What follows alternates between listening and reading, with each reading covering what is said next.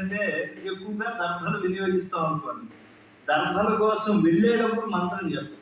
ఆ దర్భలను కోయడానికి కొడవలు పట్టుకుంటాం. ఈ కొడవలు మళ్ళా మనకి వేరే కర్మలకు ఉపయోగపడకుండా ధర్మమైనటువంటి కుశలు గ్రహించడానికి మాత్రమే వినియోగపడాలి అని చెప్పి ఆ యొక్క లోహాన్ని పట్టుకున్నప్పుడు, నిగతమైనటువంటి ఆ కాష్టాన్ని పట్టుకున్నప్పుడు మంత్రం చెప్తాం.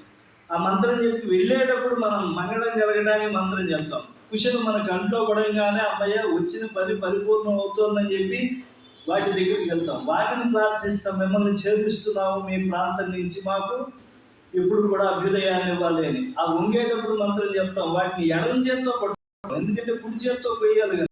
కాబట్టి ఎడం చేత్తో పట్టుకుంటున్నాం పవిత్రమైనటువంటి దర్భ. ప్రాయశ్చిత్తంగా చెప్తాం. వాటిని కోసిన తర్వాత వాటిని కడుతున్నాం. ఆ కట్టేటప్పుడు మంత్రం చెప్తాం. గూట్లో పెట్టాక ఏ కీటకాల్లో వాటిని కొట్టేయకుండా ఓ మంత్రం చెప్తాం. మళ్ళీ వాటిని పెట్టుకునేటప్పుడు ఒక మంత్రం చెప్తాం.